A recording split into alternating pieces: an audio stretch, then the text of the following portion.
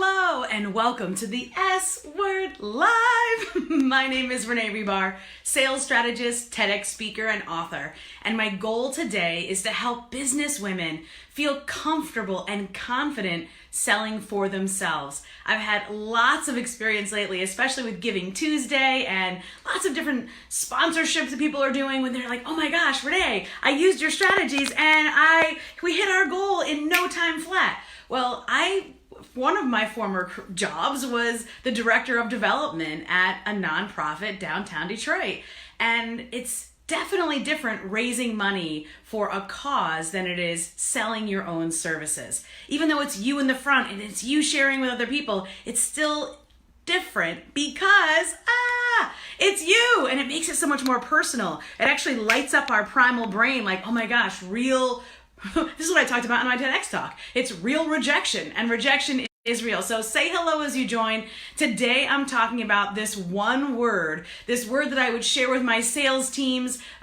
For many years, for 15 years, I had a sales office, hundreds of sales reps that would go out in the field and go business to business for AT&T and Intuit. Hello! And so I'm going to share a story with you today that I shared with them many times. And whenever I shared it with them, they would have the best month ever. So if you're ready to have the best month ever, then give me a heck yes in the comments below. Wherever you're listening to this, I want you to know that this story is going to help you move through something that might have been stopping you for a while. So if we haven't met yet, you might know that I have been teaching people how to sell, oftentimes for the first time, for over 2 decades. And I teach a different type of sales process. A lot of the sales strategies that are out there, they're not built for women. They're not built for nurturing. They're very hardcore. So if you're looking for a sales process that is genuine and feel good and helpful to not only you, but the person you're talking to, that most importantly, keeps the relationship alive, even if right now they don't become a paying client, then keep listening because this is for you. So the story that I would share with my sales reps is called the Devil's Yard Sale. So let me know if you've ever heard of this story, the Devil's Yard Sale. I didn't make up the story. It's a story that I've shared because it's a really good story. And if you've ever heard a really good story, you just want to keep sharing it. That's how humanity figured things out. Before we had the written word, and certainly before everybody had a production studio in their pocket, we shared verbal stories. So let me share this story with you. It's called the Devil's Yard Sale. So the devil decides, you know what? I'm going out of business. God, you win. I'm out of business. And so he's putting up all of his tips and tricks and scandalous items for sale. And so all the bad guys come and they start perusing. You know how they peruse at a yard sale? Right? Have you ever had a yard sale? Did anybody ever walk up to you like the old guy just drives up in his pickup truck? You guys selling tools? Have you ever heard that when you hosted a yard sale? You guys selling tools? It is so funny. So this today, yes, the Devil's Yard Sale, he's selling his tools. And you know that brings them in droves. So of all the tools that he's laid out and displayed and tagged, though they're beautiful, they're shiny, they're nefarious. It's the devil, for goodness sake. So a lot of them are priced pretty reasonably in terms of, the average American evil guy. Who else has ever watched Dr. Evil? So he can afford it. The bottom line is this. There was one tool that looked haggard and rough and beaten up, and it was the most expensive tool. It had clearly seen better days, and it was jagged. You could see that it was definitely something he used all of the time, but it didn't look like much. And so, as the story goes, we want to know more about this particular most expensive, highly used, rough tool.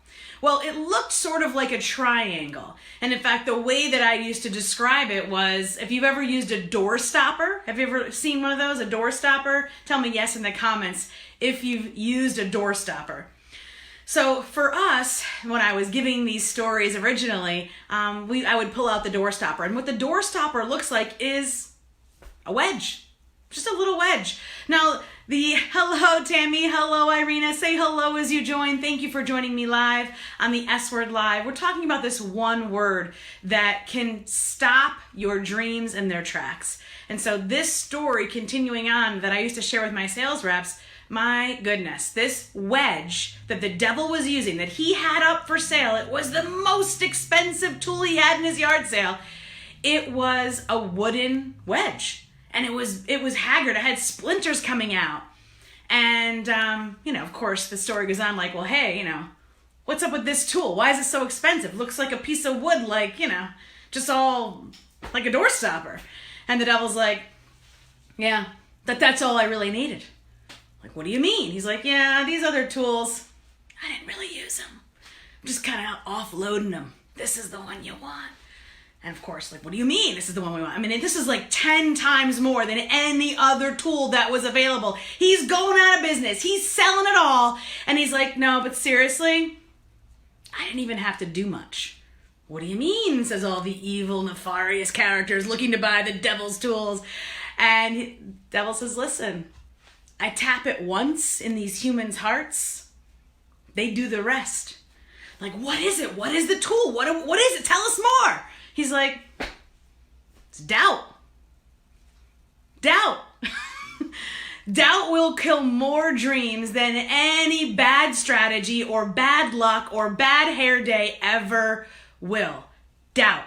D-O-U-B-T. Doubt. So this is something that I 1000% know to be true. If you're doubting yourself, then there is no way for you to use that good, great, amazing strategy that your business coach gave you. If you're doubting yourself, there's no way for you to move through. If they're doubting yourself, you won't take action. You'll be paralyzed. You'll have cement booties on. And then what? So how do you remove that doubt? To me, my prescription, my RX is action. Do the thing. Don't do everything. Don't plan 25 steps in advance.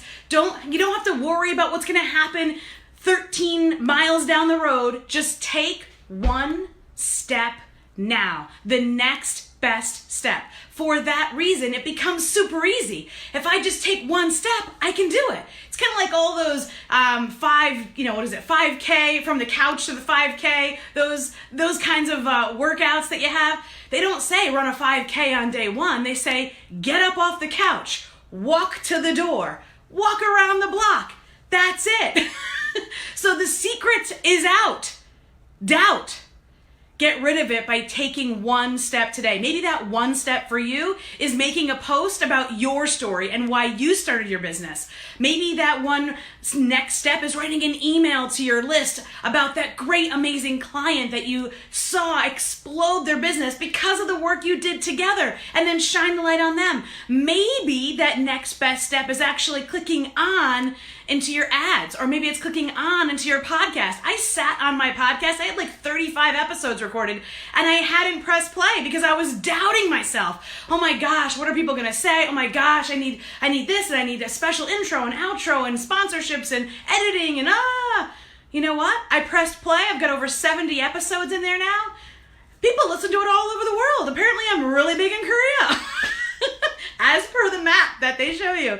So doubt. Blow it out. Take action today, and I will see you here next week for the S Word Live. Take action, my friend.